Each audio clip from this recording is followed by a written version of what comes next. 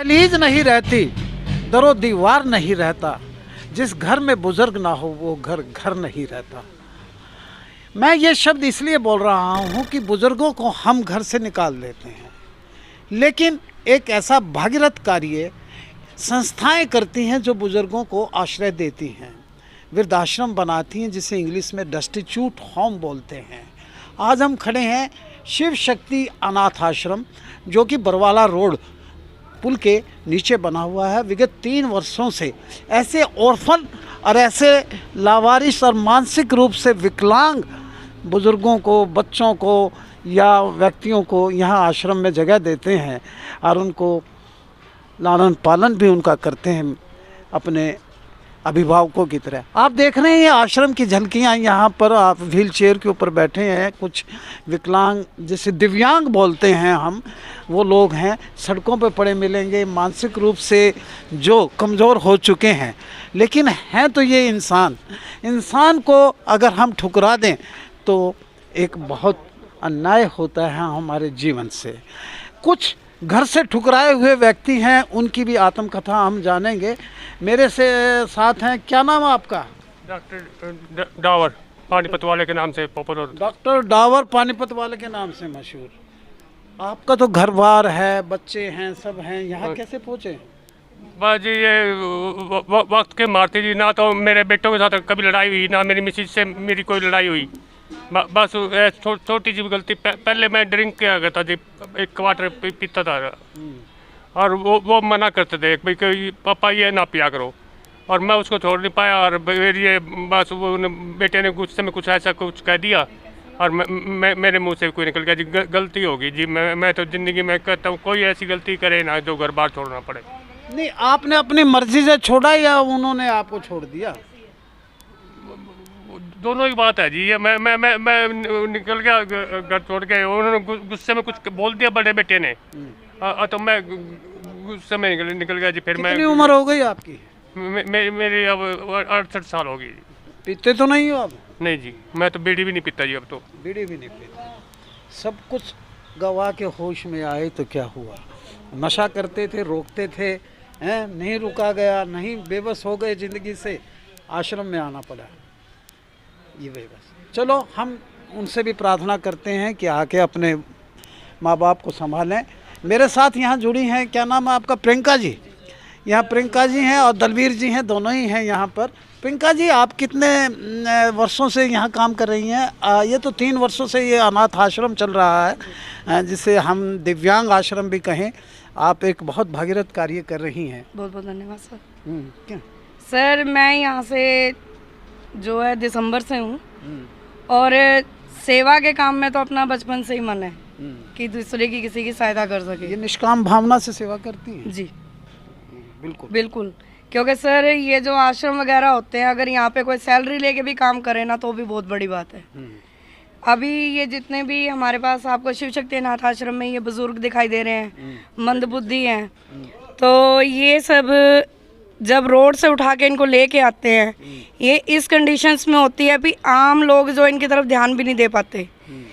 इन्होंने ढेर सारे कपड़े पहने होते हैं, गंदगी से उठा के वो कपड़े पहने होते हैं, जिसकी वजह से इनकी चमड़ी तक सड़ चुकी होती है, जख्म हो रखे होते हैं, कईयों को चमड़ी की जुएँ पड़ी होती हैं, तो बहुत बुरी कंडीशंस में लेके आते हैं। कई बार ये हमारे साथ हाथापाई भी करते हैं गाड़ी में बैठाते। इनको ये होता है हम पता नहीं हमें कहाँ लेके जा रहे हैं, इनको आज़ादी से घूमने की आदत होती है, लेकिन उस समय को कैसे न कैसे कवर करके हम इनको गाड़ी में बिठाते हैं। ये प्रियंका जी, इतनी शक्ति आपको कैसे मिली? आप घर गृहस्थी भी होगी, आप बच्चे भी हैं? अभी तो अच्छा अच्छा, नहीं, माँ बाप तो होंगे। जी, माँ बाप का तो ये लोग कैसे लगी आपको कि भी यहाँ सेवा करनी है? सर अगर ये ऐसे हैं, अगर इनको सहायता की ज़रूरत है तो कहीं ना कहीं भगवान ने इनकी सहायता के लिए भी कोई बना रखा होगा। आप निमित्त हैं उनकी। और मेरे साथ है दलवीर जी। दलवीर जी से भी जानूंगा विगत में, यानी कि जब से ये आश्रम बना आप यहाँ सेवा कर रहे हैं। हाँ जी। इस तरह से जो सड़कों पे लावारिश होते हैं या दिव्यांग होते हैं, उनको आप उठा लाते हैं। हाँ सर। और इसके लिए संचालन में क्या दिक्कत आती है आपको? खर्चा पानी कौन कहाँ से मिलता है? सर इनकी सहायता के लिए सभी आप जैसे सहयोगियों से हमें किसी ने आटा दे दिया, किसी ने दाल दे, चावल, किसी ने कपड़े दे दिए, ऐसे ही चला पा रहे हैं सभी के सहयोग से। और सर ये हमने 2020 में नवंबर से स्टार्ट है ये अपना आश्रम, करीब 3 साल के करीब हो गए। वैसे तो अपने पास 120 आदमी हो लिए, तो 8-9 लोग तो यहाँ के गुजर गए जिनकी हालत बहुत नाजुक थी, और ये 30 परिवार मिला चुके हैं हम। और कुछ लेडीज़ थी हमारे पास, जगह की कमी होने के कारण हम लेडीज़ को हमें हिसार आश्रम में, लेडीज़ आश्रम में भेजना पड़ा। तो यहाँ नारी नहीं रहती? नहीं, नारी नहीं है। और अभी तो सर ये 44 आदमी है हमारे पास। हाँ। तो मानसिक मरीज भी हैं, 2-4 बूढ़े ऐसे भी हैं जो घर से निकाल रखे हैं। एक तो हमने डाबर से बात हाँ की जी, है। हाँ जी, हाँ जी। तो ऐसे लोग हैं सर, इनका खाना पीना, इनका दवाई का खर्चा आप लग सभी के सहयोग से हम कर पाते हैं।